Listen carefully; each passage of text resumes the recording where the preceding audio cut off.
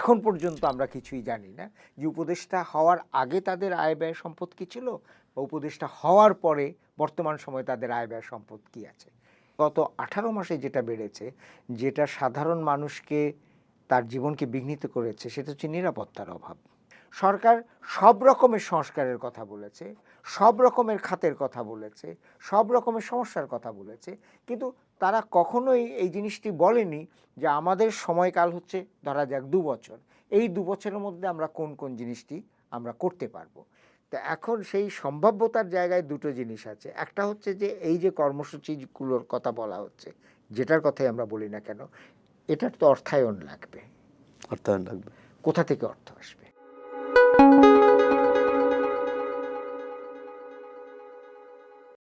অন্তর্বর্তী সরকার 18 মাস পার করেছে, 12ই ফেব্রুয়ারি নির্বাচন। এই 18 মাসের চাওয়া পাওয়ার হিসাব এবং আগামী নির্বাচন কেমন হবে, দেশের অর্থনৈতিক হাল হকিকত কী অবস্থায় আছে, এসব নিয়ে আমরা কথা বলবো অর্থনীতিবিদ ও ঢাকা বিশ্ববিদ্যালয়ের সাবেক অধ্যাপক ডক্টর সেলিম জাহানের সঙ্গে। ডক্টর সেলিম জাহান, চর্চায় আবারও আপনাকে স্বাগত। আপনাকেও ধন্যবাদ আমাকে এই সুযোগ দেওয়ার জন্য। টিআইবির প্রতিবেদনে বাংলাদেশ আরও এক ধাপ পেছালো। দুর্নীতির বিরুদ্ধে জেহাদ ঘোষণার পর যে সরকার আসলো, অন্তর্বর্তী সরকার ডক্টর মোহাম্মদ ইউনূসের নেতৃত্বাধীন, এই সরকার অর্থনীতিকে কোথায় রেখে যাচ্ছে? এটা খুব সুন্দর প্রশ্ন। আমার মনে হয় তিনটে কথা বলা দরকার। একটা হচ্ছে যে এই সরকার যখন আসে তখন কিন্তু জনগণের এবং সাধারণ মানুষের বিরাট একটা প্রত্যাশা ছিল অর্থনৈতিক দিক থেকে, এবং সেটা হচ্ছে যে তাদের জীবনে কিছুটা স্বস্তি আসবে। মূল্যস্ফীতি কিন্তু তখনই ঊর্ধ্বগামী এবং মূল্যস্ফীতিটা কমিয়ে আনা যাবে, কর্মনিয়োজন বাড়বে, ইত্যাদি ইত্যাদি ইত্যাদি। আর অন্যদিকে অর্থনৈতিক দিক থেকে আরেকটা প্রত্যাশা ছিল, বিশেষত যারা বিশেষজ্ঞ, যারা এই সমস্ত নিয়ে ভাবেন, যে অর্থনৈতিক শৃঙ্খলাটা ফিরে আসবে আমাদের অর্থনীতিতে, দায়বদ্ধতা সুনিশ্চিত করা যাবে, দৃশ্যমানতা আসবে, জবাবদিহির একটা ব্যবস্থা করা যাবে। আর তৃতীয়ত যেটা প্রত্যাশা ছিল সবার কাছ থেকেই, যে অর্থনীতিতে একটা গতিময় একটা গতি সঞ্চার হবে, সঞ্চার হবে, আর্থিক সংস্কার হবে। এবং সংস্কারের ব্যাপারটি কিন্তু তখন খুব আলোচিত যখন এই সরকার এসছে। আর্থিক একটা অনেকেও বলছেন নির্বাচনটা পেছনে রাখে। হ্যাঁ হ্যাঁ, ওটা সংস্কার করে, সংস্কারটা আগে আগে আগে দেশ বাঁচাও একদম। এবং তখন কিন্তু এরকমের কথা হয়েছে যে সংস্কারের বদলে মেরামত, মেরামতের বদলে বন্দোবস্ত এবং সংস্কার ইত্যাদি হয়েছে। তো আজকে যখন এই প্রেক্ষিতটা রেখে আমরা যখন এখন যদি আমরা দেখি, তাহলে দেখব যে এর প্রত্যেকটি জায়গায় যে প্রত্যাশা ছিল একটা প্রত্যাশাও পূরণ হয়নি। সেটা সংস্কারের ক্ষেত্রে যারা সংস্কারের আমরা কি বলবো যে আশাভঙ্গের সরকার? অন্তত আশাহতের সরকার তো নিশ্চয়ই। আশাহত। হ্যাঁ, আমরা তো আশাহত। সেই দিক থেকে আমার মনে হয় যে আমাদের একটা আশাহত হওয়ার অবস্থায় আছি। এখন যদি এখান থেকে যদি সামনের দিকে যদি তাকাই, তাহলে পরে যে সরকারই নির্বাচিত হয়ে আসুন না কেন, তাদের কিন্তু একটা বড় দায় বর্তমান সরকার তৈরি করে যাচ্ছেন। যদি বলা হয় যে কেমন করে, কিছু কিছু সমস্যার কথা আমরাই বলেছি, আমিই বললাম কিছুক্ষণ আগে, কিন্তু এটা ছাড়াও একেবারে শেষ মুহূর্তে এসে বর্তমান সরকার অর্থনৈতিক দিক থেকে কতগুলো ব্যবস্থা, সুপারিশ, প্রস্তাবনা করে গেছে, যেটার অর্থনৈতিক দায় কিন্তু আগামী সরকারের উপরে পড়বে এবং এর কিছুটা বাইরে থেকে আসবে। যেমন ওই আলোচনায় যাওয়ার আগে এই টিআইবির রিপোর্ট, টিআইয়ের রিপোর্ট, মানে আন্তর্জাতিক যে ট্রান্সপারেন্সি ইন্টারন্যাশনাল, তার রিপোর্ট হলো দুর্নীতিতে আরও এক ধাপ পিছিয়েছে বাংলাদেশ। অর্থাৎ আগে 14তম স্থানে ছিল নিচের দিক থেকে, এখন এবারে 13তম স্থানে। গতবার যে রিপোর্ট ছিল 14তম, এবং তখন একটা ছিল 2024। তা 2024 হচ্ছে কিছুটা আগে আওয়ামী লীগ সরকারের কিছুটা অন্তর্বর্তী সরকারের, সুতরাং সেই দায় পুরোপুরি অন্তর্বর্তী সরকারের ছিল না।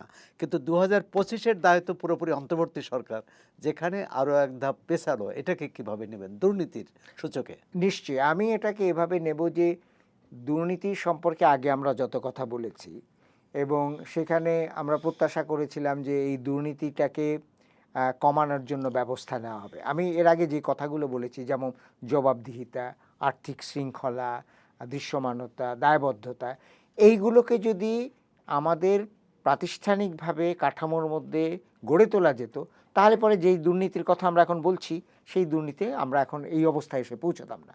স্বাভাবিকভাবেই বোঝা গেছে যে এই সমস্ত জিনিসগুলো তো উন্নত হয়নি, বরং এই সমস্ত জিনিসগুলো অনেকটাই নিচের দিকে চলে গেছে। যেমন বিভিন্ন সময় প্রকল্প যে গ্রহণ করা হয়েছে গত 24 মাসে, কিংবা 18 মাসে, কিংবা চিটাগং বন্দরের ক্ষেত্রে যে সমস্ত ব্যবস্থা গ্রহণ করা হয়েছে, অথবা আমরা বিনিয়োগের ক্ষেত্রে যে সমস্ত নিয়ম কানুনের কথা বলেছি, সেখানে দুর্নীতি রন্ধ্রে রন্ধ্রে ঢুকে গেছে। একটা কথা বলা কিন্তু দরকার যে আমরা সংবাদপত্রে, সংবাদ মাধ্যমে বা অন্যান্যরাও অভিযোগ তুলেছেন এই সরকারের সঙ্গে সংশ্লিষ্ট ব্যক্তিবর্গের দুর্নীতির ব্যাপারেও। সুতরাং এখানে প্রাতিষ্ঠানিক দুর্নীতি যেমন বেড়েছে, তেমনিভাবে ব্যক্তিগতভাবেও কিন্তু অনেককেই দুর্নীতির দায় অভিযুক্ত করেছে সংবাদ মাধ্যমে ও অন্যান্যরা। অতএব এটা খুব মানে বলার অপেক্ষা রাখে না যে স্বাভাবিকভাবেই বাংলাদেশের যে স্থান দুর্নীতির যে সূচকে, সেটা যে আরও খারাপ হবে, এটা প্রত্যাশিত। এই যে আপনি উপদেষ্টাদের কথা বললেন যে তাদের বিরুদ্ধেও দুর্নীতির অভিযোগ এসেছে, আর আমলা অন্যান্য কর্মকর্তাদের বিরুদ্ধে তো আছেই, প্রকল্পের সাথে, উন্নয়ন প্রকল্পের সাথে যারা জড়িত। আর প্রধান উপদেষ্টা প্রথম জাতির উদ্দেশ্যে ভাষণে বলেছিলেন তিনি সহ উপদেষ্টা পরিষদের প্রতিটি সদস্য এবং তাদের পরিবারের আয় ব্যয় ও সম্পদের হিসাব জনসমক্ষে প্রকাশ করবেন। আজকে এই সরকারের শেষ কর্মদিবস, নির্বাচনের আগে, হয়তো নির্বাচনের আগে আরও কয়েকদিন থাকতে পারেন ক্ষমতা হস্তান্তর পর্যন্ত। এই প্রেক্ষাপটে এসে প্রধান উপদেষ্টার প্রেস সচিব বলছেন 2-1 দিনের মধ্যে এই উপদেষ্টাদের আয় ব্যয়ের হিসাব প্রকাশ করা হবে। বিষয়টি কি তামাশা? আমার মনে হয় যে এক অর্থে এটা একেবারেই প্রত্যাশিত নয়। এটা বলে রাখা দরকার যে প্রেস সচিব কিন্তু তার আয় ব্যয় এবং সম্পদের বিবরণী দিয়েছেন। খুবই আমরা স্বাগত জানাই, এটা খুবই ভালো তিনি উদ্যোগ। দিয়েছেন। আওয়ামী লীগ সরকারের আমলে তৎকালীন যে অর্থমন্ত্রী আবুল মাল আব্দুল মুহিত, তিনি কিন্তু প্রতি বছর এই আয় ব্যয়ের হিসাব তার ওয়েবসাইটে প্রকাশ করতেন। এবং এই যে আয় ব্যয়ের হিসাব এবং সম্পদের বিবরণী, আপনি যেমন বললেন যে একেবারে প্রথম থেকেই কিন্তু প্রধান উপদেষ্টা বলেছেন, অন্যান্যরাও বলেছেন। তো এই যে শেষ সময়ে এসে এখন পর্যন্ত আমরা কিছুই জানি না যে উপদেষ্টা হওয়ার আগে তাদের আয় ব্যয় সম্পদ কী ছিল, বা উপদেষ্টা হওয়ার পরে বর্তমান সময়ে তাদের আয় ব্যয় সম্পদ কী আছে। এটা যদি দৃশ্যমান না করা হয়, তাহলে যে কথাগুলো সংবাদ মাধ্যমে আসছে সেই কথাগুলোর পরিপ্রেক্ষিতে কিন্তু তাদের স্বচ্ছতা এবং তাদের জবাবদিহিতা প্রশ্নবিদ্ধ হবে। ইতিমধ্যে 3 জন উপদেষ্টা তো পদত্যাগ করেছেন। 3 জন পদত্যাগ করেছেন? না, পদত্যাগ করেছেন মানে তারা বিভিন্ন সময়ে, এক হচ্ছে একজন নতুন দল করেছেন এনসিপির আহ্বায়ক নাহিদ ইসলাম, এবং অপর 2 জন যেহেতু এনসিপির সাথে তাদের কোনো না কোনো সংশ্লিষ্টতা আছে বা ছাত্র নেতৃত্ব থেকে এসেছিলেন, তারাও নির্বাচন করবেন, মাহবুজ আলম এবং আসিফ মাহমুদ সজীব ভুইয়া, মোট 3 জন উপদেষ্টা পদত্যাগ করেছেন। এর অর্থ হচ্ছে, আমি যে কথাটা বলছি, যে তারা উপদেষ্টা থাকাকালে আর সম্পদের হিসাব বা আয় ব্যয়ের হিসাবটা দেওয়া হলো না, এখন হয়তো দিবেন প্রাক্তন হিসাবে। এখন প্রাক্তন হিসেবে দেবেন এটা মানে এখন যদি দেনও সেটা প্রাক্তন হিসাবে। আচ্ছা, কথাটা হচ্ছে যে এখন তো তাদের দেওয়ার জন্য কোনো দায় নেই জাতির কাছে। হ্যাঁ, নিশ্চয়ই না, এখন ওই যে যারা পদত্যাগ করেননি, যারা এখনো আছেন দায়িত্বে, তারা কিভাবে দিবেন, বা এই শেষ সময়ে এসে? 1 নম্বরে এটা হচ্ছে কিভাবে দেবেন, আরেকটা হচ্ছে যে এই আয় ব্যয় এবং সম্পদের হিসাবের একটা কিন্তু গুরুত্বপূর্ণ দিক হচ্ছে যে উপদেষ্টা হওয়ার আগে তাদের কি অবস্থাটা ছিল। সুতরাং বর্তমান সময়ে আমার আয় ব্যয় সম্পদ কী আছে সেটার একটা বিবরণী দিলে কিন্তু আমরা তো আমজনতা আমরা তো বুঝতে পারবো না যে এটা কি বাড়লো, কত শতাংশ বাড়লো নাকি কমলো, কি কি হলো। যেমন প্রেস সচিবের ওখানে তিনি বলেছেন যে তার ব্যাংকের আমানত বেড়েছে, কারণ তিনি ধার দিয়েছিলেন কাউকে, সে ফেরত দিয়েছে। খুব আমি বলবো যে দৃশ্যমানতার সঙ্গে তিনি তার আয় ব্যয় সম্পদের বিবরণী দিয়েছেন। তো উপদেষ্টাদের কাছ থেকে তো এটা প্রত্যাশিত। যে কথাটি বলছিলাম যে এই সরকারের যখন দায়িত্ব নিল তখন যে মানুষের উচ্ছ্বাস, প্রত্যাশা, আর যখন দায়িত্ব থেকে বিদায় নিতে যাচ্ছেন তখনকার হতাশার জায়গাটা যদি একটু বলেন, ব্যাখ্যা করেন। না, ওই যে যেখান থেকে শুরু করেছিলাম সেখানেই যদি আবার ফেরত যাই, যে প্রত্যাশা অনেক ছিল এবং সেটা সাধারণ মানুষেরই প্রত্যাশা ছিল, কিন্তু সেটা থেকে বর্তমানে যে অবস্থায় আছে, একটা দিক হচ্ছে অর্থনৈতিক দিক, যেটা আমরা প্রত্যেকেই বলছি যে অর্থনৈতিক চাপ বেড়ে গেছে, অর্থনৈতিক দিক থেকে মানুষ দুর্বল হয়ে গেছে, জীবনযাত্রার মান কমে গেছে। কিন্তু তার সঙ্গে সঙ্গে গত 18 মাসে যেটা বেড়েছে, যেটা সাধারণ মানুষকে তার জীবনকে বিঘ্নিত করেছে, সেটা হচ্ছে নিরাপত্তার অভাব। এবং আমরা দেখতে পাচ্ছি যে সহিংসতা, যেটার কোনো ব্যাখ্যা নেই, ব্যাখ্যাবিহীন সহিংসতা, সেটা সমাজের রন্ধ্রে রন্ধ্রে ঢুকেছে।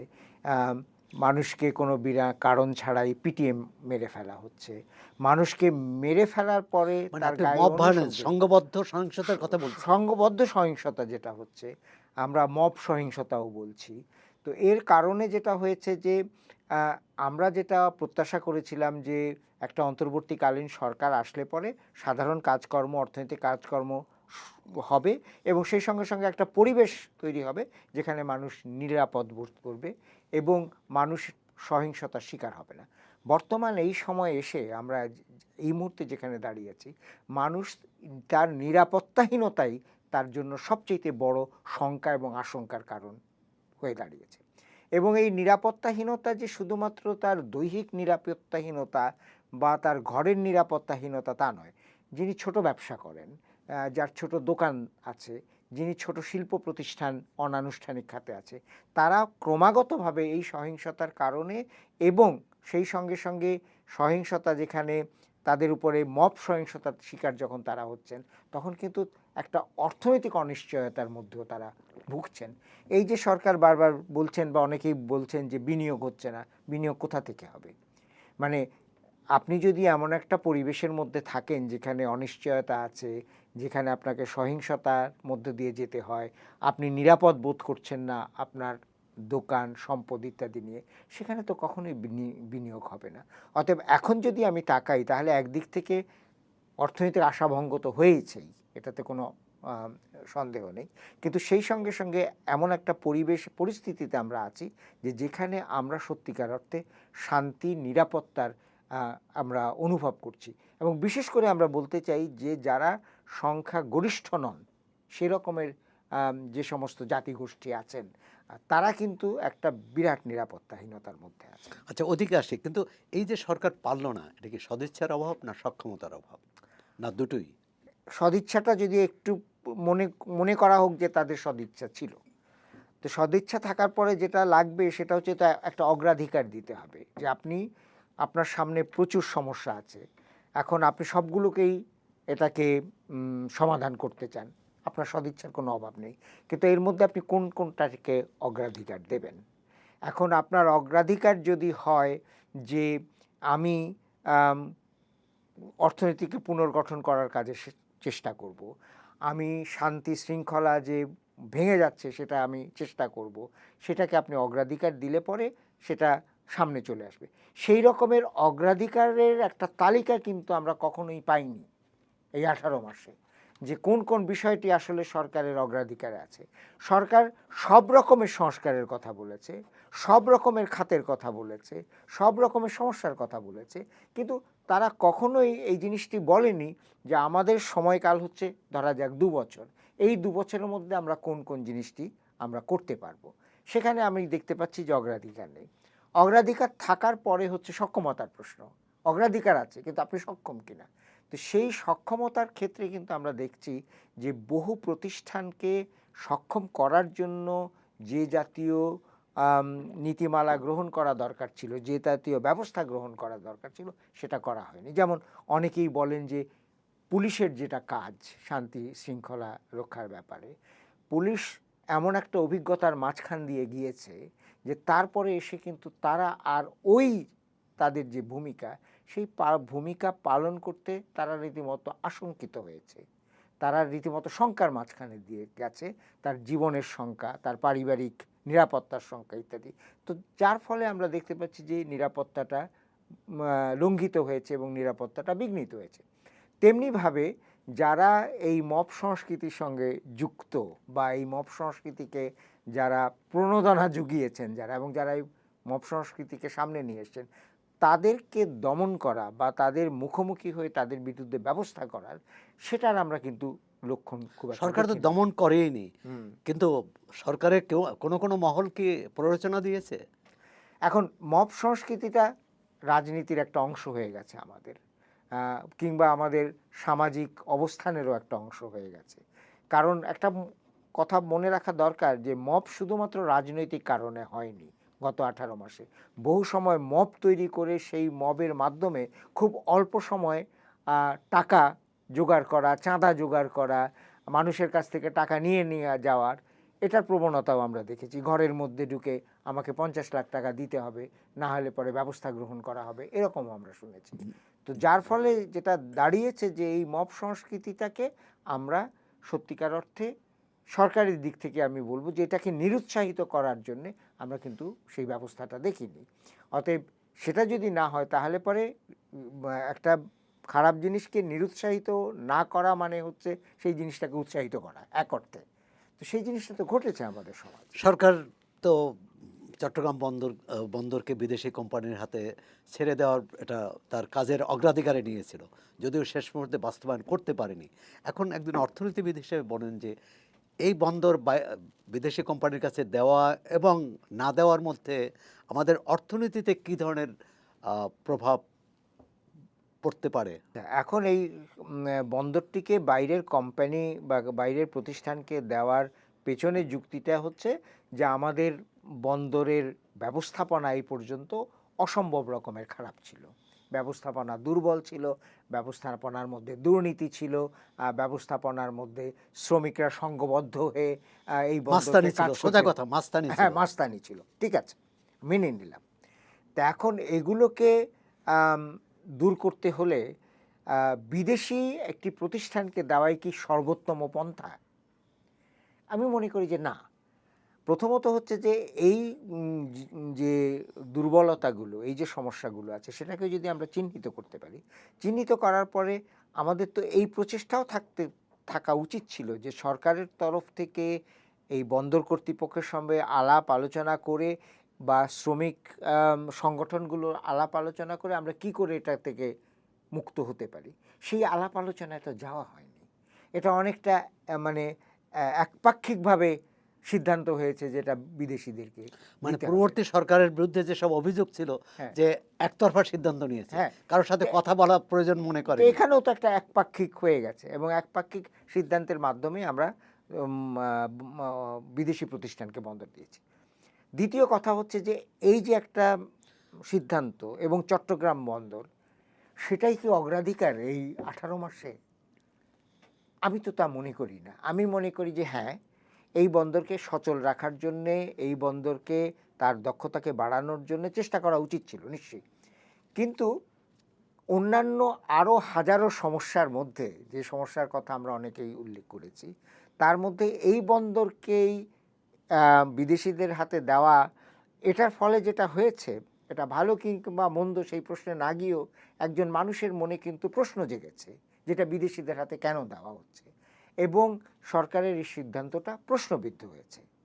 যার ফলে এই বন্দরের সমস্যার সমাধানের সুযোগ যেটুকু ছিল সেটুকুও কিন্তু বাষ্পের মতো উবে গেছে।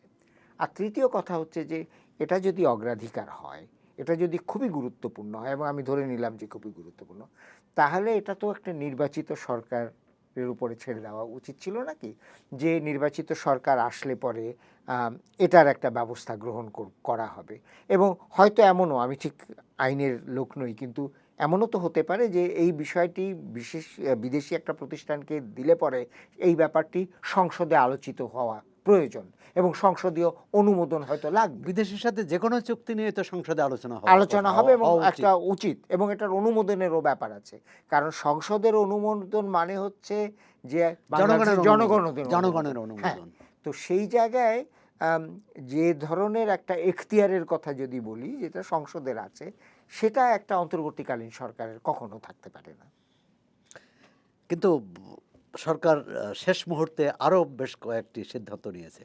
একটা সিদ্ধান্ত হচ্ছে যে যুক্তরাষ্ট্রের সাথে শুল্ক চুক্তি, এবং সেটি 9 ফেব্রুয়ারি স্বাক্ষরিত হয়েছে, যেখানে আমরা দেখলাম যে 1% শুল্ক কমিয়েছে।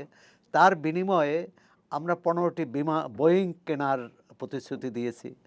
আমরা সেখান থেকে এই যে তৈরি পোশাক শিল্পের উৎস, যে তুলা এবং অন্যান্য উপাদান এবং গম ইত্যাদি বাংলাদেশ কিনবে। যে যুক্তরাষ্ট্রের বড় অভিযোগ যে তারা অনেক বেশি পণ্য বাংলাদেশ থেকে নেয়, কিন্তু তারা খুব কম বাণিজ্য ঘাটতি আছে। বাণিজ্য ঘাটতি। এই অভিযোগে তারা এই কাজগুলো করেছে, অর্থাৎ বাণিজ্য ঘাটতি কমানোর একটা চেষ্টা করেছে। কিন্তু সেটা কিসের বিনিময়ে এবং আমরা জানি না, মানে জনগণ জানে না, কারণ প্রথমেই বলা হলো এটা গোপনীয়তা একটা ব্যাপার আছে। হ্যাঁ, মানে এটি একজন অর্থনীতিবিদ হিসেবে বলেন যে এই দুই দেশের মধ্যে একেবারেই নিছক অর্থনৈতিক বিষয়ে কি গোপনীয় থাকা উচিত, বা থাকাটা কতটা সমীচীন? না, অর্থনৈতিক বিষয়গুলো যেগুলো আছে তার মধ্যে কোনো গোপনীয়তা থাকার কোনো সুযোগ নেই। যেমন 20% থেকে 19% করেছে, কিংবা আমরা বিমান কিনবো, অথবা তুলো আমাদেরকে আমদানি করতে হবে সেখান থেকে যদি আমরা আমাদের রপ্তানিকৃত পোশাক শিল্পের উপরে শূন্য শুল্ক চাই। কিন্তু প্রশ্নটা হচ্ছে যে এই দৃশ্যমান অর্থনৈতিক যে সমস্ত বিধি রয়েছে চুক্তির মধ্যে, তার পেছনে তো আমি ঠিক জানি না অন্য কোনো বিধি আছে কিনা। যেমন ধরা যাক, আমি একেবারে মানে কল্পনা থেকে বলছি, যে ধরা যাক বলা হয়েছে যে এইগুলো আমরা সুবিধা তোমাদের দেব, কিন্তু বিনিময় চীনের সঙ্গে তুমি কিছুই করতে পারবে না, বা চীনের সাথে অমুক অমুক চুক্তি করতে পারবে না, বা এই এই সমস্ত সুযোগ আমি দেব, কিন্তু রাশিয়া থেকে তুমি তেল কিনতে পারবে না, যেটা ভারতকে দিয়েছে। হ্যাঁ। তো এখন কথাটা হচ্ছে যে এই ব্যাপারগুলো, যে এই যে গোপনীয়তার কথা আমরা বলছি, যে গোপনীয়তা যদি একেবারে রাষ্ট্রের সার্বভৌমত্বের সঙ্গে সম্পৃক্ত হয়, রাষ্ট্রের নিরাপত্তার সঙ্গে সম্পৃক্ত হয়, তাহলে পরে সেখানে একটা গোপন ব্যাপার থাকতে পারে। কিন্তু যেটা অন্য দিক থেকে রাষ্ট্রের স্বার্থকে অন্যভাবে বিঘ্নিত করতে পারে, বা আমরা রাষ্ট্রের অনুকূলে জিনিসগুলো যদি না দেখতে পারি, তাহলে তো সেই গোপনীয়তার কোনো মানে নেই। আরেকটি কথা বলি, যে আপনি যে যুক্তরাষ্ট্রের সঙ্গে দ্বিপাক্ষিকভাবে এই যে চুক্তিগুলো করলেন, সুবিধাটা নিলেন, শুধু যুক্তরাষ্ট্রের সঙ্গে আজকে করা হয়েছে তা কিন্তু না, কয়েকদিন আগে জাপানের সঙ্গেও করা হয়েছে চুক্তি। এবং জাপানের সঙ্গে করার ইতিবাচক দিকটা হচ্ছে যে আমরা প্রায় 7,000-এর মতো পণ্য আমরা জাপানে কম শুল্কে বা শুল্কবিহীনভাবে রপ্তানি করতে পারবো। জাপানও আমাদের দেশে প্রায় 1400-এর মতো পণ্যের মধ্যে থাকবে। কিন্তু এর সঙ্গে সঙ্গে সংবাদপত্রে কিন্তু এসেছিল যে সমরাস্ত্র এবং সমরাস্ত্র বিষয়েও কিছু আলাপ আলোচনা হয়েছে। সেটা চুক্তির মধ্যে আছে কিনা, চুক্তির কোনো পরিশিষ্টের মধ্যে আছে কিনা আমরা জানি না। সুতরাং এখানে একটা গোপনীয়তা আছে। তৃতীয়ত, একেবারে অর্থনৈতিক দিক থেকেই যদি বলি, ভারত কিন্তু ইউরোপীয় ইউনিয়নের সঙ্গে একটা বড় ধরনের চুক্তি করেছে, এবং এই চুক্তির ফলে ভারত ইউরোপীয় ইউনিয়নে বহু বিষয়ে সুবিধা পাবে, এবং তার একটা সুবিধা ভারত ব্যবহার করবে খুব নিশ্চিতভাবে, সেটা হচ্ছে ভারতের পোশাক শিল্পের রপ্তানি। তো সেই সাথে সাথে ভিয়েতনামও কিন্তু এই সুবিধাটা নিয়েছে।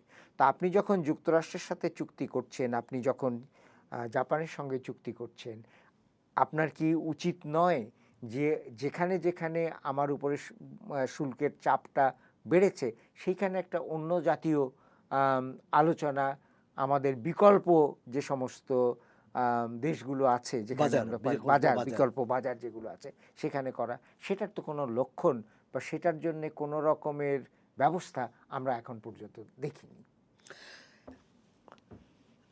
সরকার যে অর্থনীতির বলে যে একটা ভালো অবস্থায় রেখে যাচ্ছে, কিন্তু আমরা সেটা দেখছি না। এখন একজন অর্থনীতিবিদ হিসেবে বলেন যে নতুন যে যারা নির্বাচিত হয়ে আসবেন 12 তারিখের পর, নির্বাচিত সরকারকে কি কি চ্যালেঞ্জ মোকাবেলা করতে হবে, বড় চ্যালেঞ্জ? হ্যাঁ, আমি দুই দিক থেকে বলি। একটা হচ্ছে যে আম, যে দুটো সমস্যা এই নির্বাচিত সরকারের সামনে আসবে, তার একটা হচ্ছে অর্থনৈতিক স্থবিরতা। যেমন আমাদের প্রবৃদ্ধি খুব কম, আমাদের মূল্যস্ফীতি অত্যন্ত বেশি, কর্মনিয়োজন বাড়ছে না, এবং আমরা দেখছি যে প্রায় 30 লাখ লোক এখনো বেকার। এবং 30 লাখ তো আইএলওর, হ্যাঁ, আইএলওর ওই সংজ্ঞা অনুযায়ী সম্প্রতি বা একজন অনেক বেশি গবেষক বলছিলেন যে বাংলাদেশের প্রতি কর্মক্ষম প্রতি 3 জন মানুষের একজন হচ্ছে বেকার। হতে পারে। তো এখন কথা হচ্ছে যে এই স্থবিরতা থেকে যদি উত্তরণ না ঘটে, তাহলে পরে আপনি মানুষের কল্যাণকামী মানবতামুখী যত কথা বলছেন বিভিন্ন ইশতেহারে, তার কোনোটাই আপনি পাবেন না। ইশতেহার পরে আসবো, কিন্তু সরকার ইতিমধ্যে সরকারি কর্মকর্তাদের বেতন স্কেল, নতুন বেতন স্কেলের সুপারিশ করেছে এবং এটা নিয়ে রাস্তায়ও আন্দোলন হয়েছে। আহ, কর্মচারীদের দাবি ছিল যে এই সরকারে একটা প্রজ্ঞাপন জারি করতে হবে, ঘোষণা দিয়ে যেতে হবে। তবে সরকার ঘোষণা না দিয়ে একটা মধ্যপন্থা নিয়েছে, আরেকটি কমিটি করেছে যেটা কীভাবে বাস্তবায়ন করা যায়। অর্থাৎ সেটাও কিন্তু নির্বাচিত সরকারকেই এই বোঝা বহন করতে হবে। এবং একই সঙ্গে সরকারি কর্মচারী ধরেন 15 লাখ, 14-15 লাখ, কিন্তু বাংলাদেশে তো কর্মসৃজনের সঙ্গে যুক্ত এত কম মানুষ না, কোটি কোটি মানুষ। নিশ্চয়ই।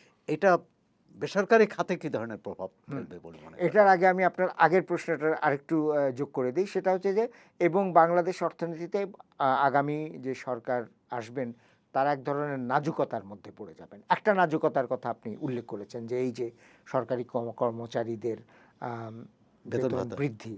তো এটা থেকে অর্থায়ন কোথা থেকে হবে, এবং এটা কি প্রয়োজন ছিল, বা এটা কি নির্বাচিত সরকারের কাছে ছেড়ে দেওয়া যেত না?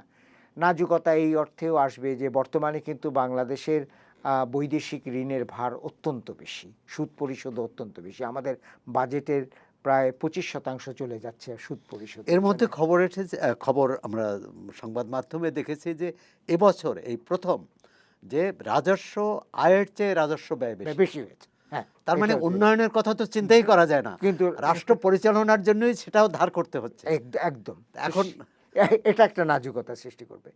তারপরে আমি কতগুলোকে বলি যে আগামী সরকারকে তার সম্মুখীন হবে প্রবহমান সমস্যা, দারিদ্র্য। আমরা সবাই বলছি যে দারিদ্র্য বাড়ছে। আজকে বাংলাদেশে 3,60,00,000-এর মতো মানুষ দরিদ্র, আরও 6 কোটি মানুষ দারিদ্র্যের ঝুঁকির মধ্যে আছে। কতগুলো আছে ঘনীভূত সমস্যা, অসমতা যে হারে বাড়ছে।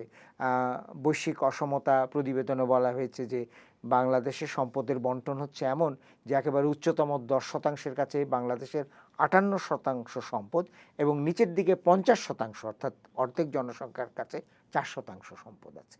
তো এই যে ঘনীভূত সমস্যা, প্রবহমান সমস্যা, স্থবিরতা, এগুলো আগামী সরকারকে মোকাবেলা করতে হবে। আপনি যে প্রশ্নটা উত্থাপন করেছেন যে এই সরকারি কর্মচারীদের যে বেতন বৃদ্ধি, এবং সেই সঙ্গে সঙ্গে আমি আরও বলতে চাই যে এই যে ভর্তুকি প্রদান বিভিন্ন খাতে, এবং যেখানে আমরা জ্বালানি খাতে ভর্তুকি দিচ্ছি বা যেই ভর্তুকি দিচ্ছি তার কিন্তু 45%ই তারা ভোগ করে যারা উচ্চতম আয়ের। তো এই যে হঠাৎ করে শেষ মুহূর্তে এসে করা হলো, এটা হয়তো আমলাদের চাপেই করা হয়েছে, বা এটার পেছনে হয়তো অন্য শক্তি ছিল, কিন্তু এটা করার ফলে আপনি রাজস্ব ব্যয়ের যেটা বললেন যে ইতিমধ্যেই রাজস্ব ব্যয় আয়ের চাইতে বেশি, এখানে আরও ব্যয় বাড়ছে। রাজস্ব আয় বাড়ানোর জন্য কিন্তু অন্তর্বর্তীকালীন সরকার প্রথমেই বলেছিলেন যে এখানে অনেকগুলো সংস্কার করা হবে। একটি হচ্ছে যে আমাদের যে সরাসরি প্রত্যক্ষ কর যেটা আছে, যেটা বিশ্বের মধ্যে খুব নিম্ন পর্যায়ের, এমনকি প্রতিবেশীদের সঙ্গে তুলনা করলেও বাংলাদেশে জাতীয় আয়ের 8% মাত্র, সেখান থেকে আমরা প্রত্যক্ষ কর নেই। তারা বলেছিলেন যে এই কর ব্যবস্থায় সংস্কার করা হবে, করের যে আমাদের যে জাতীয় রাজস্ব বোর্ড যেটা আছে সেটা সংস্কার করা হবে। কোনো কিছুই হয়নি। তো এখন এমন অবস্থায় আছে যে আগামী সরকারকে তো এই সরকার পরিচালনার জন্য যে ব্যয়ের ব্যাপারগুলো আছে, আয়ের ব্যাপারগুলো আছে, সেখানেই একটা বড় বাধার সম্মুখীন হতে হবে। আচ্ছা, এক্ষেত্রে আপনি নির্বাচনী প্রধান দলগুলোর, অন্তত সব দলের না হলেও বিএনপি এবং জামাত ইসলামের নির্বাচনী ইশতেহার দেখেছেন। সেখানে অর্থনৈতিক বিষয়ে তারা যেসব প্রতিশ্রুতি দিয়েছেন, যেমন বিএনপি প্রতিশ্রুতি দিয়েছে যে ১.৫ বছরের মধ্যে তারা ১ কোটি জনকে, ১ কোটি মানুষকে কর্মসংস্থানের ব্যবস্থা করবে। জামাত ইসলামী বলেছে তারা এই ফ্যামিলি কার্ড বা এই ধরনের খয়রাতি সাহায্য করতে চায় না, তারা জাকাতের মাধ্যমে এই দেশের অর্থনীতিকে, মানে মানুষকে, যারা গরিব মানুষ তাদেরকে তাদের জীবন ধারণের ব্যবস্থা এবং করবে। তারা কিন্তু তরুণদের কর্মনিয়োজনের এবং কথা বলছেন। তরুণদের কর্মনিয়োজনের কথা বলছেন, তাদেরকে আরো প্রশিক্ষিত করবেন, আরো দক্ষ কারিগর হিসেবে তৈরি করবেন। এই দুই দলের একটু অর্থনৈতিক এই ইশতেহারটা সম্পর্কে যদি একটু বলেন, যে আমার এর মনে হয় যে ইতি এবং নেতিবাচক দিক। আমার মনে হয় যে আমি দুটোকে একত্র করেই যদি বলি যে সব ইশতেহারের মধ্যেই জনতুষ্টিমূলক কিছু কথা থাকে। যেমন মনে করুন, আমরা অসমতা কমিয়ে নিয়ে আসব, আমরা মানবতামুখী একটা অর্থনীতি তৈরি করব, আমরা মানুষের জন্য একটা সহনশীল অর্থনীতি তৈরি করব, এর সব জায়গাতেই থাকে। তারপরে থাকে কর্মসূচির কথা, যেগুলোর উল্লেখ আপনি করেছেন। তা এখন কর্মসূচির ক্ষেত্রে সমস্যাটা দুই রকমের। একটা হচ্ছে প্রতিশ্রুতি, এবং আকাশ ছোঁয়া প্রতিশ্রুতি আমরা দেখতে পাচ্ছি বিভিন্ন জায়গায়। মানে লক্ষ লক্ষ নির্দিষ্টভাবে হ্যাঁ ১.৫ বছরে ১ কোটি লোকের কর্মসংস্থান সম্ভব কিনা, হ্যাঁ জাকাত দিয়ে কল্যাণমূলক রাষ্ট্র সম্ভব সম্ভব কিনা। কিনা। তা এখন সেই সম্ভাব্যতার জায়গায় দুটো জিনিস আছে। একটা হচ্ছে যে এই যে কর্মসূচিগুলোর কথা বলা হচ্ছে, যেটার কথাই আমরা বলি না কেন, এটার তো অর্থায়ন লাগবে। অর্থায়ন লাগবে। কোথা থেকে অর্থ আসবে? আপনি যে এই যে বলছেন যে সমস্ত ছাত্রদেরকে ১০,০০০ টাকা করে বৃত্তি প্রদান করবেন, সেটার অর্থ কোথা থেকে আসবে? আপনি উত্তরাঞ্চলে কৃষি রাজধানী করে ফেলবেন, অর্থায়ন কোথা থেকে আসবে?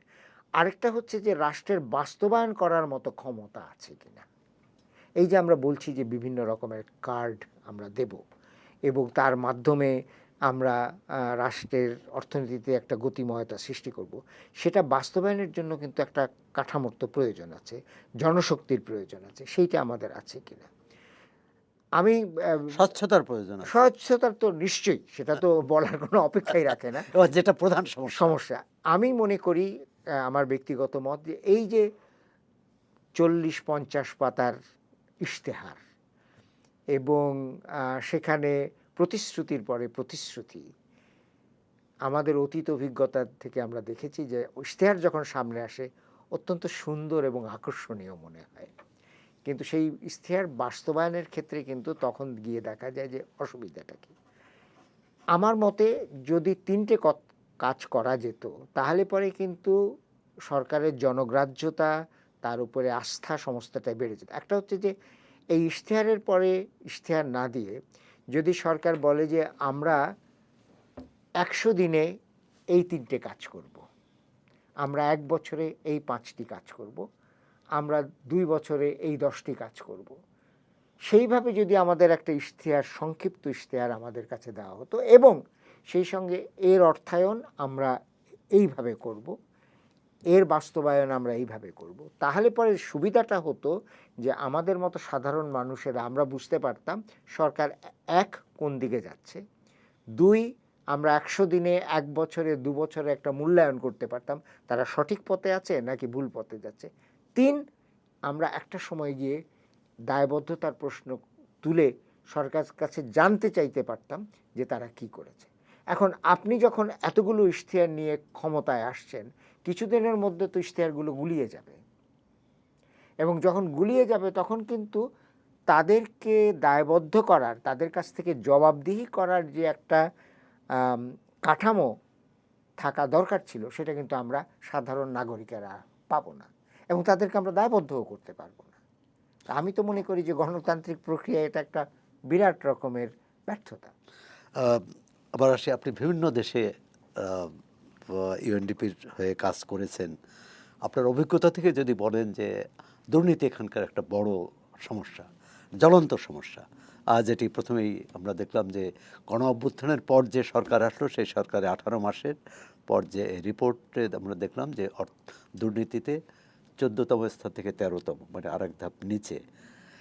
দুর্নীতি কমানোর ক্ষেত্রে কি কি করণীয় বলে মনে করেন যে রাষ্ট্র? হ্যাঁ, এইটি বিশাল একটা প্রশ্ন। কারণ বা কথা কোন দেশে ভালো ভালো উদাহরণ আছে যেটা এখানে প্রয়োগ করতে পারে? এমনিতেও বলা হয় যে স্বচ্ছতা, জবাবদিহি এটাই হচ্ছে দুর্নীতি বন্ধ করবে, দুর্নীতিবাজদের ধরে বিচার করতে হবে, শাস্তি দিতে হবে, এগুলো তো আছে। কিন্তু কাঠামোগতভাবে, পদ্ধতিগতভাবে কারা কারা দুর্নীতি থেকে বেরিয়ে আসতে পেরেছে এবং সেই উদাহরণগুলো যদি বলে না, আমাদের এখানে যদি সেটা প্রয়োগ করা যায়। না, যেমন দুর্নীতির প্রশ্নে এটা সবসময় মনে রাখা দরকার যে নানান রকমের দুর্নীতির ব্যাপার আছে। একেবারে উচ্চতম পর্যায়ে দুর্নীতির ব্যাপার আছে, একেবারে নিম্নতম পর্যায়ে দুর্নীতির ব্যাপার আছে। দুর্নীতির প্রকৃতিও অনেক রকম। পৃথিবীতে একটা দেশও খুঁজে পাওয়া যাবে না যেখানে কোনো রকমের দুর্নীতি নেই। আপনি যদি যুক্তরাষ্ট্রের রাষ্ট্রপতি নির্বাচনের দিকে তাকান তো দেখবেন যে সেখানেও টাকার খেলা রয়েছে এবং বড় বড় শিল্প প্রতিষ্ঠানগুলো, ব্যবসা প্রতিষ্ঠানগুলো হয় এই প্রার্থীকে নয় ওই প্রার্থীকে নানান রকমভাবে চাঁদা দিয়ে বা অন্যভাবে নিশ্চয়ই প্রভাবিত করার চেষ্টা করছে, সেটা আছে। আমরা হঠাৎ করে করে পশ্চিমা দেশগুলোতেও বিশাল দুর্নীতির খবর পাই, তো সে দুর্নীতি আছে। এখন প্রশ্নটা হচ্ছে যে কাঠামোগতভাবে আমাদের দেশের ব্যাপারটি এমন দাঁড়িয়েছে যে এটা আমাদের রন্ধ্রে রন্ধ্রে প্রবেশ করেছে এবং দুর্নীতিটা, আমি যদি এই শব্দটা ব্যবহার করি, জাতীয়করণ হয়ে গেছে। হ্যাঁ, জাতীয়করণ হয়ে গেছে। জাতীয়করণ না হলেও পরে আমাদের ডিএনএর মধ্যে ঢুকে গেছে এবং যার জন্য আপনি দেখবেন যে এটা ব্যক্তিগত পর্যায়ে দুর্নীতি হচ্ছে, সামাজিক পর্যায়ে দুর্নীতি হচ্ছে, রাষ্ট্রীয় পর্যায়ে দুর্নীতি হচ্ছে। এখন দুর্নীতি হওয়ার কতগুলো পরিবেশ তৈরি হয়, যেমন ধরা যাক খুব ইয়েতে যে আপনি যে কলমটি দিয়ে লিখছেন সেটি আমার কাছে আসার জন্য খুব সরাসরি ব্যাপার হচ্ছে আপনি কলমটি আমাকে দিয়ে দিলেন। আর যদি আপনি বলেন যে এই কলমটি আপনার কাছে যাবে, তবে এই কলমটি আমি প্রথমে ককে দেব, ক তারপরে গিয়ে একটা স্লিপ নিয়ে খয়ের কাছে যাবে, খ তারপরে বিবেচনা করবে কলমটি আপনাকে দেওয়া যায় কি না যায়, তারপরে সে গর কাছে যাবে, গ শেষ পর্যন্ত ঠিক করবে যে দেওয়া হবে কি হবে না। তো এই যে প্রত্যেকটি স্তরে আপনি এক ধরনের, আমি বলি, প্রতিবন্ধকতা সৃষ্টি করলেন বা এক ধরনের শর্ত দিলেন, এই শর্তটা কিন্তু দুর্নীতি জন্মের একটা উৎস। কারণ কয়ের কাছে যখন গেল তখন ক মনে করলো যে আচ্ছা ওই কলমটি ওনার কাছে যাবে 5 টাকায়, তো এটা আমি এখান থেকে কিছুটা লাভবান হতে পারি, এটা 5 টাকায় তো দেওয়ার দরকার নেই, এটাকে 60 টাকা করে দেওয়া হোক, আমি 2 টাকা নিলাম। তারপরে এই যে একটা চক্রের মধ্যে ঢুকে গেল, সেই চক্রের মধ্যে আপনার দেখা যাবে যে শেষ পর্যন্ত দুর্নীতি ঢুকে গেছে। আমরা দৃশ্যমানতার কথা বলি, দৃশ্যমানতাটা শুধুমাত্র একজন ব্যক্তির কর্মের দৃশ্যমানতা নয়, দৃশ্যমানতাটা হচ্ছে প্রক্রিয়ার দৃশ্যমানতা। প্রক্রিয়ার দৃশ্যমানতা যতক্ষণ পর্যন্ত না থাকবে ততক্ষণ পর্যন্ত কিন্তু এটা দুর্নীতি থাকবেই। এক।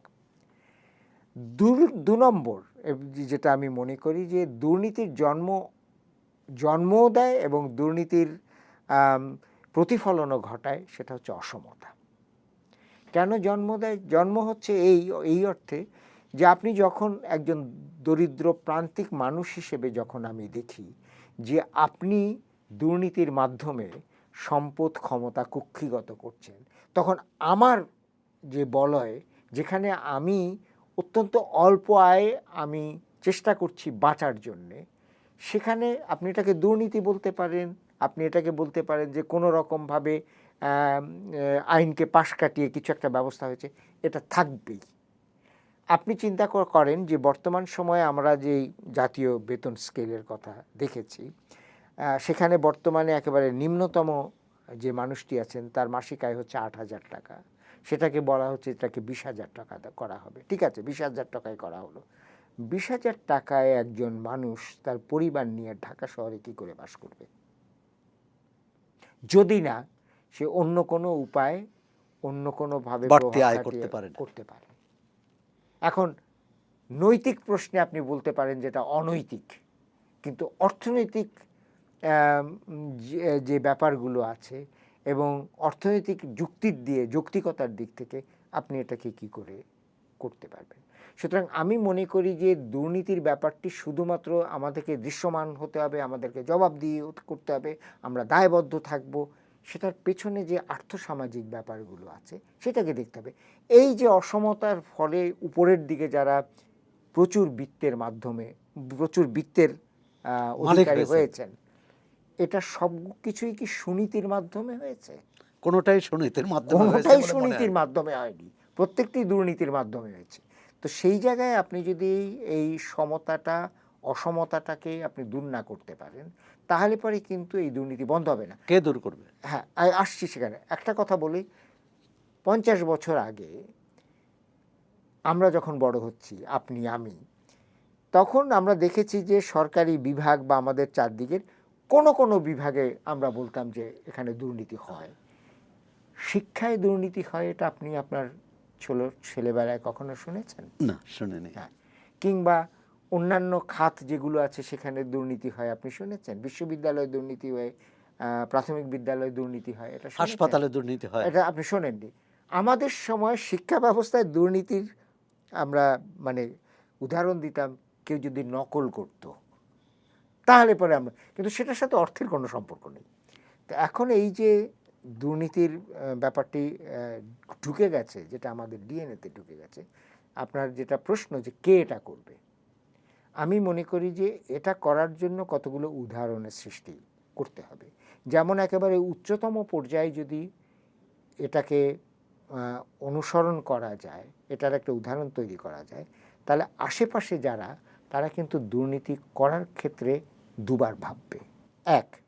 আর 2 নম্বর হচ্ছে, আমি মনে করি, এটা অনেকেই মনে করেন যে এটার কোনো প্রয়োজন নেই, আমার মনে হয় ধর্মীয় শিক্ষার কথা বলছি না, কিন্তু নৈতিকতার একটা শিক্ষার দরকার আছে, নৈতিকতার একটা দরকার আছে। এবং এই নৈতিক শিক্ষাটা যদি আমরা ছেলেবেলা থেকে কাউকে না দিতে পারি, তাহলে পরে কিন্তু তারা যদি দেখবে যে পরিবারের মধ্যেই বয়োজ্যেষ্ঠরা দুর্নীতি করে পার পেয়ে যাচ্ছে, তারা যদি দেখে যে বাইরে মবের মাধ্যমে একদিনেই 50 লক্ষ টাকার মালিক হয়ে যাওয়া যাচ্ছে, তখন আপনি তাকে যতই সুনীতির কথা বলেন, সে তো এই সুনীতির কথা শুনবে না। অতএব আমি মনে করি রাষ্ট্রীয় দিক থেকে একটা ভূমিকা আছে, সামাজিক দিক থেকে একটা ভূমিকা আছে, পারিবারিক দিক থেকেও একটা ভূমিকা আছে। এটা করলেই 5 বছরের মধ্যে, 10 বছরের মধ্যে দুর্নীতি বন্ধ হবে না? বন্ধ হবে না, কিন্তু এটার মাত্রাটা, এর ব্যাপ্তিটা হয়তো কমিয়ে আনা যাবে। এরপরে পরবর্তীতে হয়তো আমরা আবার ওই জাতীয় একটা প্রজন্ম পাবো, যেখানে বলবে যে না, দুর্নীতি আছে, কিন্তু কোনো জায়গায়, কিন্তু সমাজের প্রত্যেকটা জায়গায় নয়। বাংলাদেশ স্বল্পোন্নত দেশ এখনো, এবং স্বল্পোন্নত দেশ থেকে উন্নয়নশীল দেশের কাতারে যাওয়ার জন্য অনেক চেষ্টা এবং ইতিমধ্যে অনেকগুলো পদক্ষেপও নেওয়া হয়েছে, কিন্তু চূড়ান্ত পর্যায়ে এই 26 যাওয়ার কথা। এক্ষেত্রে ব্যবসায়ীরা ইতিমধ্যে আপত্তি জানিয়েছেন যে এই মুহূর্তে যদি গ্রাজুয়েশন হয়, উত্তরণ হয়, তাহলে ব্যবসা বাণিজ্য স্থবির হয়ে যাবে, বিপদে পড়বে। আর তার একটা বড় কারণ যে বাংলাদেশ তো এক ধরনের যে রপ্তানি ক্ষেত্রে একটা সুবিধা পেয়ে থাকে উন্নয়ন স্বল্পোন্নত দেশ থেকে, সেটা প্রতিবেশী ভারত থেকে শুরু করে যুক্তরাষ্ট্র বা ইউরোপীয় ইউনিয়ন পর্যন্ত। গ্রাজুয়েশনের পর কি, প্রথমত হচ্ছে যে গ্রাজুয়েশনটা এখনই প্রয়োজন কিনা, বা এটি বিলম্বিত করা যায় কিনা? এখন এই যে উত্তরণের কথা যেটা হচ্ছে, এটা নতুন না। বাংলাদেশ 2018 সালেই কিন্তু উত্তরণের যে সমস্ত শর্ত সেটা পূরণ করেছিল, তখনই কিন্তু তার উত্তরণের কথা উঠেছে। তারপরে দেখা যাচ্ছে যে এটা যখন কোভিড আসলো, তখন এই উত্তরণটাকে পিছিয়ে দেওয়া হলো কোভিডের কারণে 2024 পর্যন্ত, তারপরে আবার 2026 করা হলো। এখন ব্যবসায়ীরা যে কথাগুলো বলছেন যে আমাদেরকে এই উত্তরণ যদি এখনই ঘটে তাহলে আমাদের বিপদ হবে, আমরা প্রতিযোগিতামূলক কাজে যেতে পারবো না। সত্যিকার অর্থে উত্তরণের এই ব্যাপারগুলো হচ্ছে যে আমরা অনেক সময় বলে থাকি যে শিশু ব্যবসা বা শিশু শিল্প প্রতিষ্ঠানকে একটা সুবিধা দিতে হবে, এটা সব সময় বলা হয় ইংরেজিতে, যেটাকে আমরা বলি যে ইনফ্যান্ট ইন্ডাস্ট্রিকে একটা প্রণোদনা দিতে হবে। কিন্তু কথাটা হচ্ছে যে আপনি তো চিরকাল ইনফ্যান্ট থাকতে পারবেন না, এবং আপনাকে এই প্রণোদনাটা দেওয়ার আসল উদ্দেশ্য হচ্ছে যে আপনি আপনার সক্ষমতা অর্জন করবেন, যাতে 5 বছর 7 বছর পরে আর এই প্রণোদনাটা আপনাকে দেওয়ার প্রয়োজন নেই। এখন বাংলাদেশ স্বল্পোন্নত দেশ হিসেবে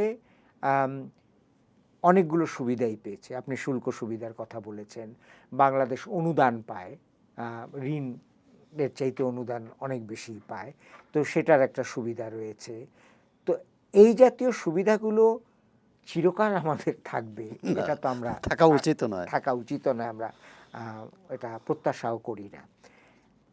আমি এটার একটা অর্থনৈতিক যুক্তি দেখি যে আমাকে আসলে প্রতিযোগিতামূলক বাজারে ঢুকতে হবে, এটা এই জন্য নয় যে আমরা উন্নয়নশীল দেশ এর মধ্যে যদি আমরা অন্তর্ভুক্ত হই আমাদের মর্যাদা বেড়ে যাবে, জাতীয় মর্যাদা বেড়ে যাবে, আমাদের ভাবমূর্তি বিকশিত হবে, এটা অনেকেই বলেন।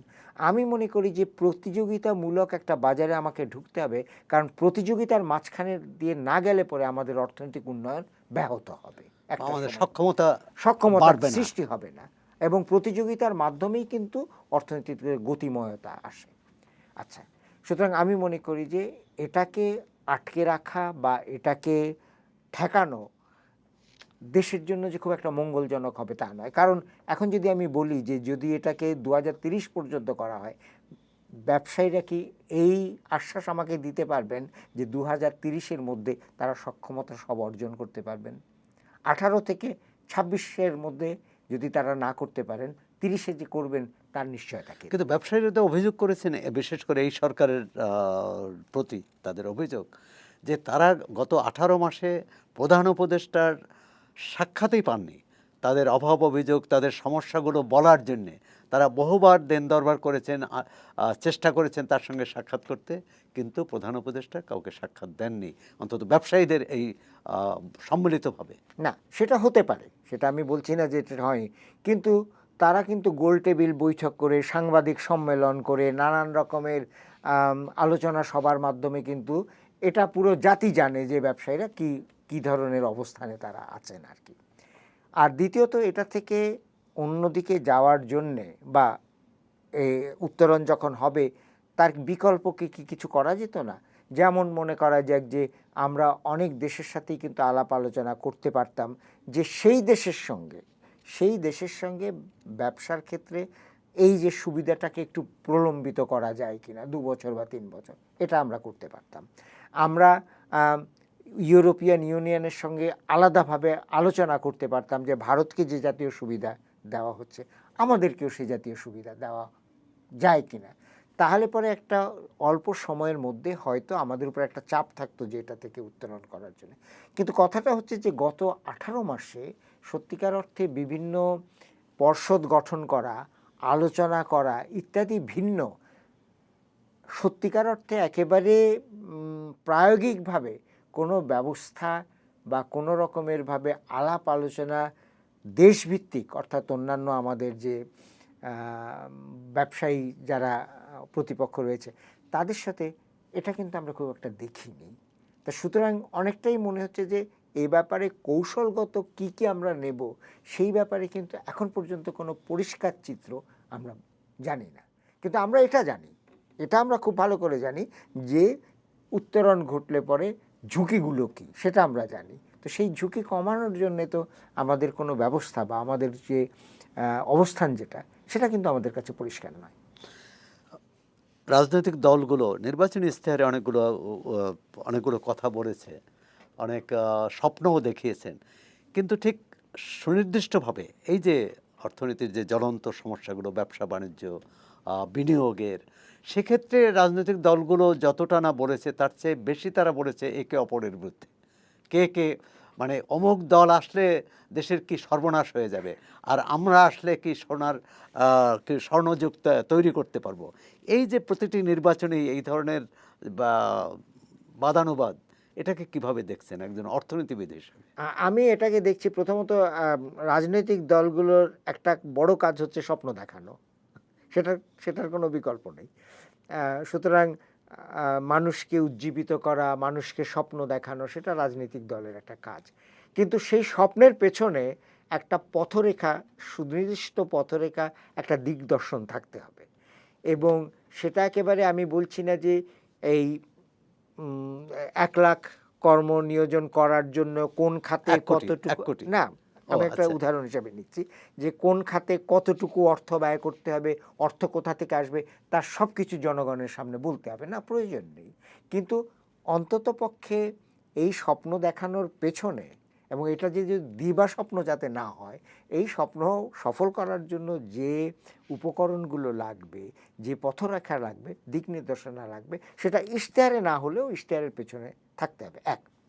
আর 2 নম্বর, আপনি যখন সরকার গঠন করলেন, ধরুন একটা দল গঠন করলো, দল গঠন করলো, তখন কিন্তু আপনি শুধু ওই দলটির সরকার নন, আপনি পুরো রাষ্ট্রের সরকার। এবং পুরো রাষ্ট্রের যদি হয়, নির্বাচনে জেতার জন্য আপনার যেটা ইশতেহার, সেটা হয়তো আপনার প্রতিপক্ষের ইশতেহারের থেকে ভিন্ন। কিন্তু আপনি নিজেও হয়তো জানেন যে আপনার প্রতিপক্ষের ইশতেহারে কোনো কোনো বিষয় আছে যেগুলো অত্যন্ত গুরুত্বপূর্ণ, যেগুলো হয়তো আপনার ইশতেহারে নেই বা আপনি দেননি, কিন্তু যেগুলো করলে পরে দেশের উপকার হবে।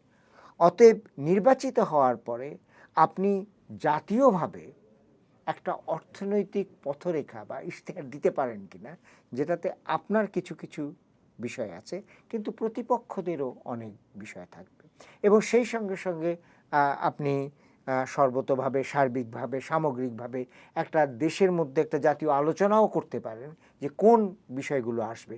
এখানে আমি বলছি না যে একটা তালিকা প্রস্তুত করতে হবে 30টি বা 40টি বিষয়ের, আপনি 5টির মধ্যে নিয়ে আসেন, 5টির জন্য কী রকমের কর্মসূচি আছে সেগুলোকে বলুন। সেখানে আপনার যে যে ইশতেহার বা যে অঙ্গীকারের ভিত্তিতে আপনি নির্বাচিত হয়েছেন সেগুলোও থাকবে।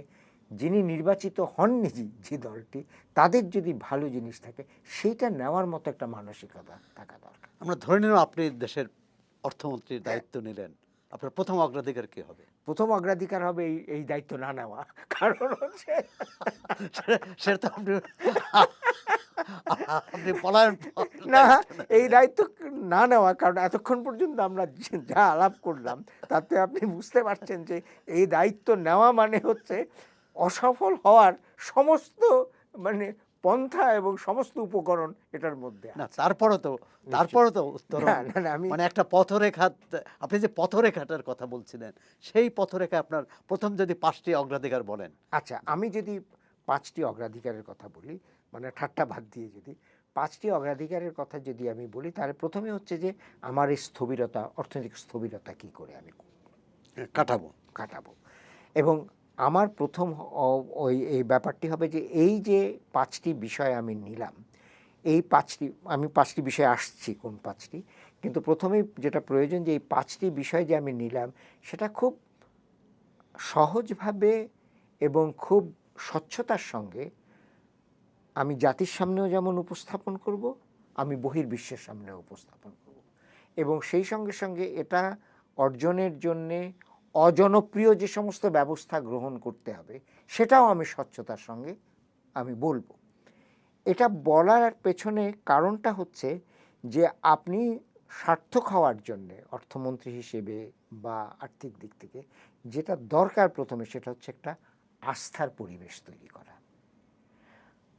বাইরের যারা আছেন, ভেতরে যারা জনগণ, বাইরে যারা আমাদের অন্য সহযোগিতা আছে, তাদের যেন একটা আস্থা হয় যে এই ব্যক্তিটি যে কথাটা বলছে সেটার প্রতি সে অনুগত, অঙ্গীকারবদ্ধ, এবং এই ব্যক্তিটি যে কথাটা বলছে সেটা অর্জন করার জন্য যে বিষয়গুলো আছে সেটা সে খুব স্বচ্ছভাবে উপস্থাপন করেছে। এই আস্থার জায়গাটা যদি তৈরি না করা যায়, তাহলে পরে কিন্তু কোনো অর্থমন্ত্রী আগামীতে সফল হতে পারবেন না। এখন আপনি আসছেন যে 5টি আপনার হ্যাঁ, 5টার জায়গায় আমি মনে করি যে এই 5টির মধ্যে কিছু থাকবে অর্থনৈতিক, কিছু থাকবে অর্থনীতির বাইরে।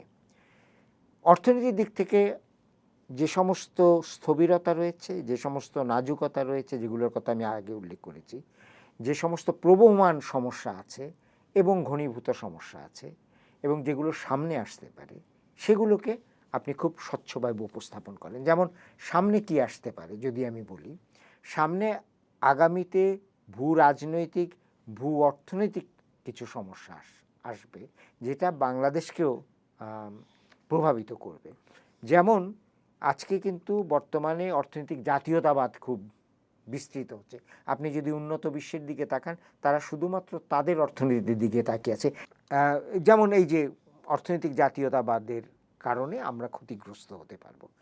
তারপরে ধরেন একেবারে শেষতম যেই ব্যাপারগুলো, যেমন যুক্তরাষ্ট্র যে কাজটি ভেনেজুয়েলার ক্ষেত্রে করছে এবং পরবর্তীতে হয়তো গ্রিনল্যান্ডের ক্ষেত্রে, কিউবার ক্ষেত্রে, কলম্বিয়ার ক্ষেত্রেও করবে।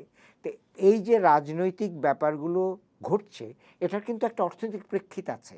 ভেনেজুয়েলার জন্য শুধুমাত্র যে ওখানে গণতন্ত্র প্রতিষ্ঠার জন্য তা নয়, তেলের ব্যাপার, তেল আছে। সম্পদ, হ্যাঁ, তেল।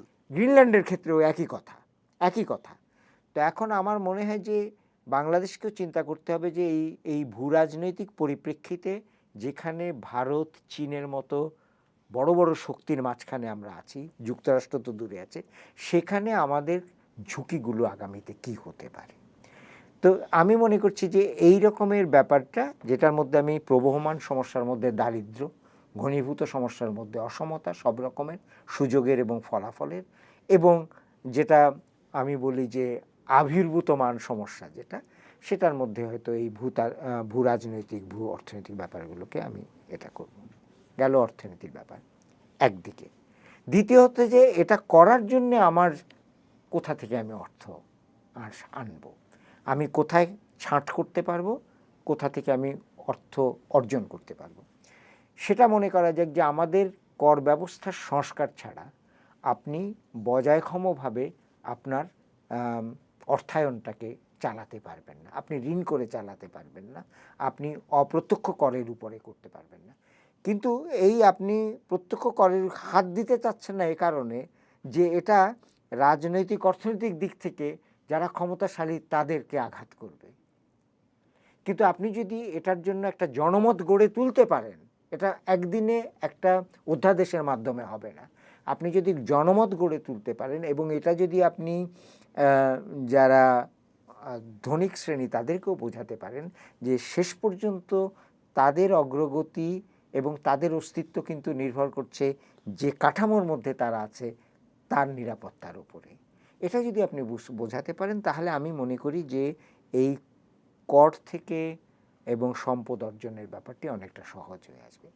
তৃতীয়ত দুর্নীতি, যেটা আপনি বললেন, আমি যদি এটাকে সম্পদের দিক থেকে দেখি, তাহলে দুর্নীতির একটা দিক হচ্ছে সম্পদের অপচয়, যেটা আমরা অপচয় করছি। আমরা যদি অপচয় না করি, তাহলে 1 টাকার জিনিস দিয়ে আপনি 2 টাকার লাভ করতে পারেন। তো এই অপচয়ের জন্যে অর্থনৈতিক রোধের জন্য অর্থনৈতিক শৃঙ্খলা লাগবে এবং সেখানে ওই আবার জবাবদিহিতা, দৃশ্যমানতার ব্যাপার আসবে। আরেকটি বড় ব্যাপার আসবে উপাত্তের সঠিকতা, নির্ভুলতা। এবং বহু কিছু কিন্তু আমাদের অর্থনীতি হয়েছে, উপাত্তকে আমরা নানানভাবে ব্যবহার করেছি, রাজনৈতিকভাবে ব্যবহার করেছি, উপাত্তকে আলংকারিকভাবে বাড়িয়ে দিয়ে আমরা একটা মানে নিজেদের ভালো ভালো হ্যাঁ ভালো সেটা অর্থনীতি করতে দেখানোর চেষ্টা করেছি। চতুর্থ ব্যাপারটা হচ্ছে যে আপনি মূল্যায়ন করতে হবে, যেটা আমি বললাম 100 দিনে আমি কত টাকা খরচ করলাম, তা থেকে লাভ কি হলো, এক বছরে আমি কয়টা প্রকল্প বা কয়টা ব্যাপার কর্মসূচি আমি করতে পারলাম, 200 দিনে বা 2 বছরে কতটা করলো। আর শেষ কথাটা হচ্ছে যে এই অর্থনৈতিক পরিপ্রেক্ষিতের বাইরে যে সামাজিক রাজনৈতিক পরিবেশ আছে, সেখানে আমাকে অন্যান্যদের সাথে কাজ করতে হবে। কারণ যতক্ষণ পর্যন্ত সামাজিক পরিবেশের মধ্যে অস্থিরতা থাকবে, যতক্ষণ পর্যন্ত সহিংসতার কথা যেটা আমরা বলেছি, যতক্ষণ পর্যন্ত একটা নাজুক একটা অবস্থার মধ্যে থাকবে, ততক্ষণ পর্যন্ত কিন্তু আপনি ওই আস্থার জায়গাটাও সৃষ্টি করতে পারবেন না এবং যে কর্মসূচি আপনি নেবেন সেটার বাস্তবায়নটাকে আপনি নিশ্চিত করতে পারবেন না। ডক্টর সালিম জাহান, চর্চাকে সময় দেওয়ার জন্য ধন্যবাদ। আমরা আশা করি যে ভবিষ্যতে আপনি অর্থমন্ত্রী হলে এই আপনার রূপরেখাগুলো বাস্তবায়ন হবে এবং দেশ কি বলে দেশ সমৃদ্ধ না, হবে। কিন্তু আমি একটা কথা বলি যে আমি অর্থমন্ত্রী হওয়ার কথা বাদ দিয়েও এই বিষয়গুলো যে কেউ যদি অর্থমন্ত্রী হন, এগুলো তাদের বিবেচনার মধ্যে আনা দরকার। ধন্যবাদ আপনাকে। এতক্ষণ আমরা কথা বললাম অর্থনীতিবিদ, লেখক ও ঢাকা বিশ্ববিদ্যালয়ের সাবেক অধ্যাপক ডক্টর সেলিম জাহানের সঙ্গে।